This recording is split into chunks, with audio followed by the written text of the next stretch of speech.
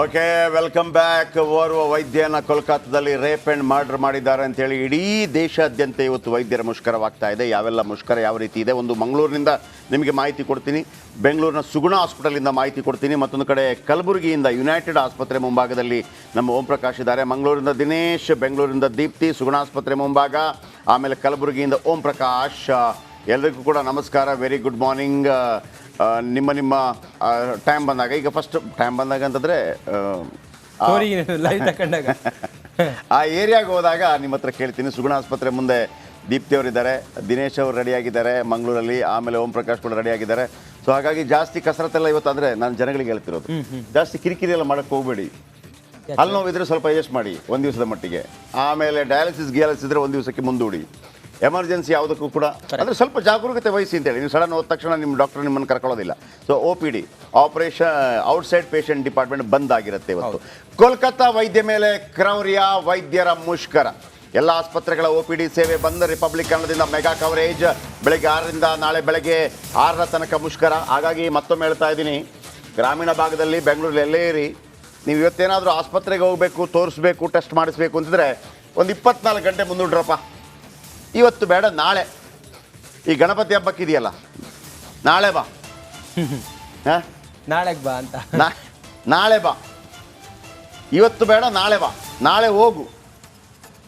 ಎಲ್ಲ OPDಗಳು ಬಂದಾಗಿರುತ್ತೆ. ಸೊ ಹಾಗಾಗಿ ಆಮೇಲೆ ಇಲ್ಲಿ ನೋಡಿ ಎಲ್ಲ ಕಡೆ ಬಂದಾಗಿದ್ದಾರೆ. ಸೊ ನಿಮ್ಗೆ ಗೊತ್ತಿಲ್ಲದಿದ್ದರೆ ಮತ್ತೊಮ್ಮೆ ನಿಮ್ಮ ಗಮನಕ್ಕೆ, ಎಲ್ಲರ ಮನೆಯವರ ಗಮನಕ್ಕೆ ತನ್ನಿ, ಫೋನ್ ಮಾಡಿ ಹೇಳಿ, ಏನಪ್ಪ ಏನಾದರೂ ನಿಮಗೆ ಚೆಕಿಂಗ್ ಮಾಡಲಿಕ್ಕಿದ್ರೆ ಚೆಕ್ಕಿಂಗು, ಆಮೇಲೆ ನಾನೊಂದು BP ಚೆಕ್ ಮಾಡಿ ಬರ್ತೀನಿ, ಬೇಡ ಇವತ್ತು, ಆಮೇಲೆ ಫುಲ್ ಬಾಡಿ ಚೆಕ್ ಮಾಡ್ತೀನಿ, ಬೇಡ ಇವತ್ತು, ಆಮೇಲೆ ಇವತ್ತು ಡಯಾಲಿಸಿಸ್ ಇದೆ, ಬೇಡ ಇವತ್ತು, ನಾಳೆಗೆ ಹೋಗಿ. ಒಂದು ಹಲ್ಲು ಕೀಳಿಸ್ಬೇಕು, ರೂಟ್ ಕೆನಾಲ್ ಮಾಡಬೇಕು, ಬೇಡ ಇವತ್ತು, ನಾಳೆ ಹೋಗಿ. ಹಾಗಂತ ಎಮರ್ಜೆನ್ಸಿ ಇದ್ದರೆ, ಹೆರಿಗೆಗೆ ಅರ್ಜೆಂಟ್ ಇದ್ದರೆ ದಯವಿಟ್ಟು ಹೋಗಿ, ಅವರು ನಿಮ್ಮನ್ನು ಅಟೆಂಡ್ ಮಾಡ್ತಾರೆ. ಆಮೇಲೆ ಮೆಡಿಕಲ್ಗೆ ಹೋಗ್ಬೋದು, ಮೆಡಿಕಲ್ ಓಪನ್ ಇರುತ್ತೆ, ನಿಮಗೆ ಅಲ್ಲಿ ಬೇಕಿರುವಂಥ ಎಲ್ಲ ಔಷಧಿಗಳು ಸಿಗತ್ತೆ, ಅದಕ್ಕೆ ಯಾವುದೇ ತೊಂದರೆ ಇಲ್ಲ. ಆಮೇಲೆ ಆಲ್ರೆಡಿ ಆಸ್ಪತ್ರೆಯಲ್ಲಿ 2-3 ದಿನಗಳಿಂದ ಇರುವವರಿಗೆ ಯಾವುದೇ ತೊಂದರೆ ಇಲ್ಲ. ಅವರು ಔಟ್ ಪೇಷಂಟ್ ಡಿಪಾರ್ಟ್ಮೆಂಟ್ ಅಲ್ಲ, ಅವರು ಇನ್ ಪೇಷಂಟ್ ಡಿಪಾರ್ಟ್ಮೆಂಟ್ ಆಗ್ತಾರೆ. ಸೊ ಹಾಗಾಗಿ ಅವರು ವೈದ್ಯನ ಬರ್ಬರವಾಗಿ, ಕ್ರೂರವಾಗಿ ರೇಪ್ ಮಾಡಿ ಹತ್ಯೆ ಮಾಡಲಾಗಿದೆ. ಆಮೇಲೆ ನಮ್ಮದು ಕೂಡ ಇದಕ್ಕೆ ಸಪೋರ್ಟ್ ಇದೆ, ವೈದ್ಯರ ಮುಷ್ಕರಕ್ಕೆ ನಮ್ಮದು ಕೂಡ ಸಪೋರ್ಟ್ ಇದೆ, ನಮ್ಮದು ಕೂಡ ಸಪೋರ್ಟ್. ಅದು ಆಸ್ಪತ್ರೆಯಲ್ಲೇ ಕೊಲೆ ಮಾಡಿದ್ರು. ಆಮೇಲೆ ಅವ್ರು ಪ್ರಶ್ನೆ ಮಾಡೋದು ಯಾವಾಗ ಮತ್ತೆ ನೋಡಿ. ಇದರ ನಡುವೆ ಕೂಡ ವೈದ್ಯರು ಸಾಂಕೇತಿಕವಾಗಿ ಒಂದು ಪ್ರತಿಭಟನೆ ಮಾಡ್ತಾ ನಿಮ್ಮ ಎಮರ್ಜೆನ್ಸಿ ಇದ್ರೆ ಬನ್ನಿ ಅಂತ ಹೇಳ್ತಾ ಇದ್ದಾರೆ. ಸೊ ಹಾಗಾಗಿ ವೈದ್ಯರ ಮುಷ್ಕರಕ್ಕೆ ನಮ್ಮದು ಕೂಡ ಸಪೋರ್ಟ್ ಇದೆ, ಖಂಡಿತ ನಮ್ಮದು ಕೂಡ ಸಪೋರ್ಟ್ ಇದೆ. ಜಸ್ಟಿಸ್ ಸಿಗಬೇಕು.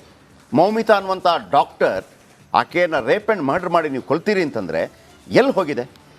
ಸೊ ಹಾಗಾಗಿ ವೈದ್ಯರ ಇಡೀ ವೈದ್ಯೋ ನಾರಾಯಣ ಹರಿ, ನಿಮ್ಮ ಸೇವೆಯನ್ನು ನಾವು ಯಾವತ್ತೂ ಕೂಡ ಮರೆಯೋದಕ್ಕೆ ಸಾಧ್ಯವಿಲ್ಲ. ಟೀಕೆ ಟಿಪ್ಪಣಿಗಳು 1000 ಬರ್ಬೋದು, ಆದರೆ ವೈದ್ಯರ ಬಗೆಗಿನ ಅಪಾರ ಗೌರವ ನಮಗೆ ಇದ್ದೇ ಇದೆ. ಮತ್ತೊಮ್ಮೆ ನಾನು ಜನರಿಗೆ ಹೇಳ್ತಾ ಇದ್ದೀನಿ, ಇವತ್ತು ಒಂದಿನದ ಮಟ್ಟಿಗೆ ಯಾವುದಾದ್ರೂ ಎಮರ್ಜೆನ್ಸಿ ಇದ್ದರೆ ಮುಂದೂಡಿ.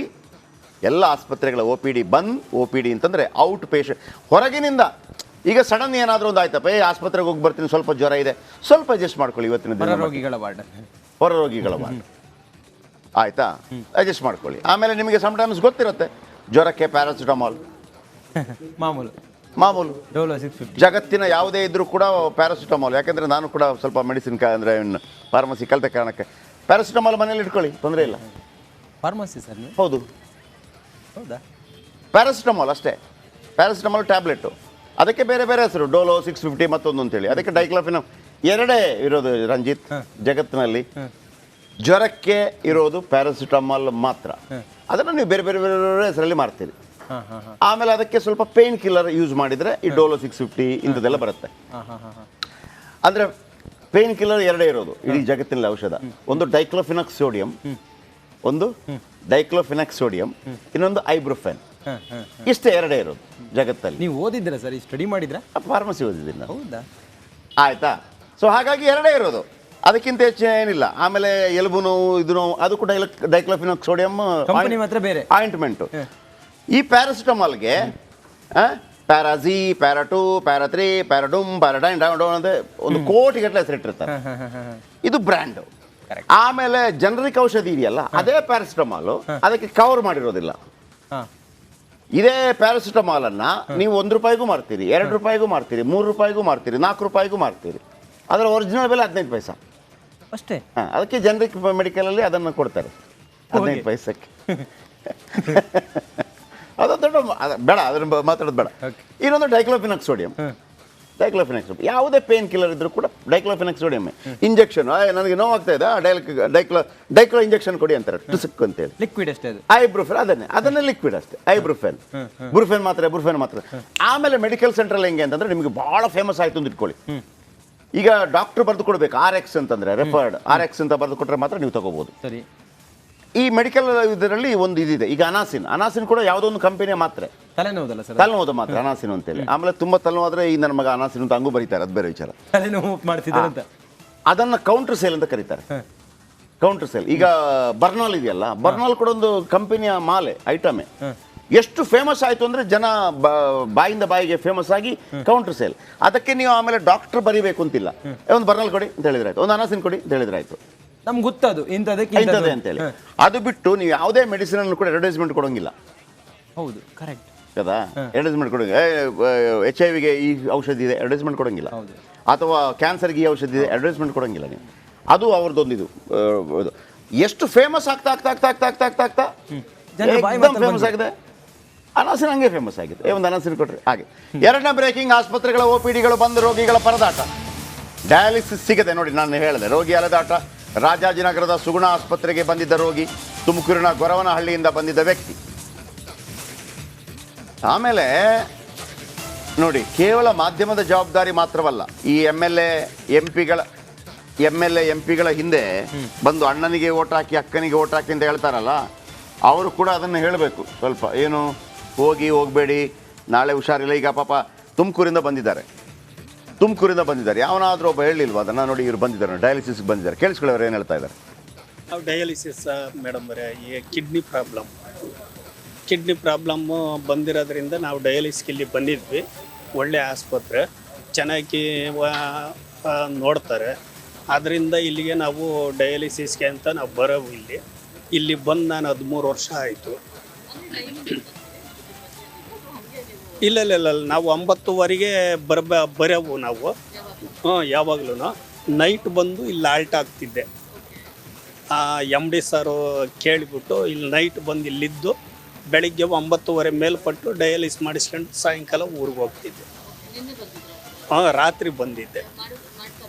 ಇಲ್ಲ ಇವತ್ತು ಸ್ಟ್ರೈಕ್ ಅಂತ ಹೇಳಿರು. ಅದರಿಂದ ಮಾಡೋಕ್ಕಾಗೋದಿಲ್ಲಪ್ಪ, ಇವತ್ತು ಒಪ್ಪತ್ತು ಇದು ಮಾಡ್ಕೊಳ್ಳಿ, ಸೋಮವಾರ ದಿನ ಮಾಡ್ತೀವನೋ, ನಾಳೆ ಭಾನುವಾರ ದಿನ. ಸರ್, ಅನುಕಾರ್ಯಪ್ಪ ಕೂಡ ಕೊಡಗಿನಿಂದ ಜಾಯ್ನ್ ಆಗಿದ್ದಾರೆ. ಓಕೆ, ಅನುಕಾರ್ಯಪ್ಪ ಇದ್ದಾರೆ. ಆಮೇಲೆ ಯಾರಿದ್ದಾರೆ ಲೈವ್ಗೆ ಈಗ? ತಗೊಳ್ಳಿ. ಓಂ ಪ್ರಕಾಶ್ ಇದ್ದಾರೆ. ಓಂ ಪ್ರಕಾಶ್ ಕಲಬುರ್ಗಿಯಿಂದ ಇದ್ದಾರೆ. ಅನುಕಾರ್ಯಪ್ಪ ಕೊಡಗಿನಿಂದ ಇದ್ದಾರೆ. ಹಾಗೆ ಇಲ್ಲ, ನಾವು ಮೊದಲಿಗೆ ಇವರು ಯಾರು ಬೌರಿಂಗ್ ಆಸ್ಪತ್ರೆ ಇರೋದಾ, ಇದು ಸುಗುಣ ಆಸ್ಪತ್ರೆ ಇರೋದಾ? ದೀಪ್ತಿ. ಓಕೆ, ಮೊದಲು ದೀಪ್ತಿಗೆ ಹೋಗೋಣ. ಎಸ್ ದೀಪ್ತಿ, ಲೇಟೆಸ್ಟ್ ಅಪ್ಡೇಟ್ ಏನಿದೆ? ಬೌರಿಂಗ್ ಆಸ್ಪತ್ರೆಗೆ ಜಾಸ್ತಿ ಬರ್ತಾರೆ ಸಾಧಾರಣವಾಗಿ. ಮಾಹಿತಿಗಳು ಹೋಗಿದೆಯಾ? ಒಂದು ವೇಳೆ ಕರೆಕ್ಟಾದ ಮಾಹಿತಿಯನ್ನು ಕೊಟ್ಟಿದ್ದಿದ್ರೆ ಪ್ರಾಬ್ಲಮ್ ಆಗ್ತಾ ಇರಲಿಲ್ವಾ? ಪೇಷಂಟ್ಗಳಿಗೆ ವಿಷಯ ಗೊತ್ತಾ ಇವತ್ತು ಅಂತ?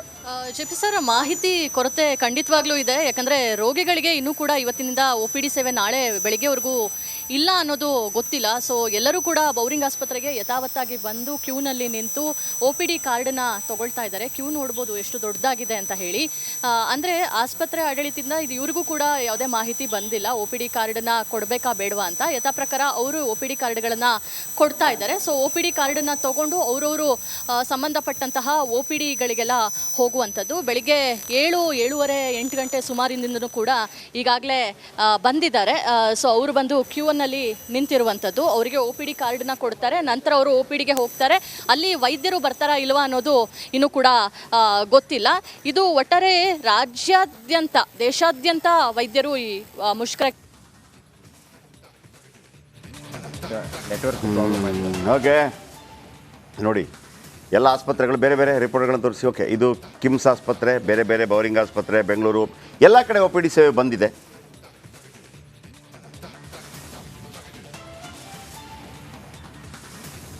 ಮಂಗಳೂರಿಂದ ದಿನೇಶ್ ಇದ್ದಾರೆ ಸರ್. ಮಂಗಳೂರಿಂದ. ಓಕೆ, ಮಂಗಳೂರಿಗೆ ಹೋಗೋಣ. ಆಮೇಲೆ ಓಂ ಪ್ರಕಾಶ್ಗೆ ಹೋಗೋಣ. ಓಂ ಪ್ರಕಾಶ್, ನಾನು ಮೊದಲು ಓಂ ಪ್ರಕಾಶ್ ತಗೊಳ್ಳಿ. ಓಂ ಪ್ರಕಾಶ್, ಏನಾಗ್ತಿದೆ ಕಲಬುರಗಿಯಲ್ಲಿ? ಮಾಹಿತಿ ಇದೆಯಾ?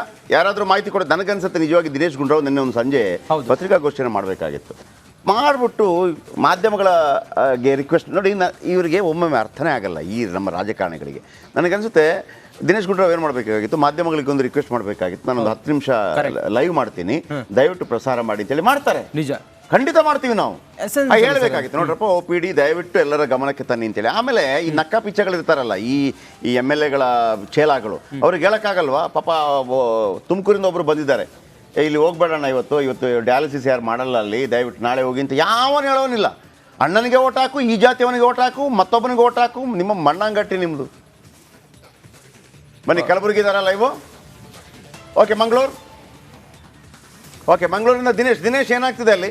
ಆಲ್ರೆಡಿ ಎಲ್ಲಾದರೂ ಸ್ವಲ್ಪ ಆಲ್ರೆಡಿ ಅಲರ್ಟ್ ಇದ್ದಾರಾ? ಮೊದಲೇ ಇವತ್ತು ಬಂದಿದೆ ಅಂತ ಅಂದ್ಬಿಟ್ಟು ಪೇಷಂಟ್ಗಳು ಬರ್ತಾ ಇದ್ದಾರೆ, ಪಾಪ ದೂರದಿಂದ ಕೆಲವರು ಬಂದಿರ್ತಾರೆ. ಹೇಗಿದೆ ಅಲ್ಲಿಯ ಪರಿಸ್ಥಿತಿ ಈಗ?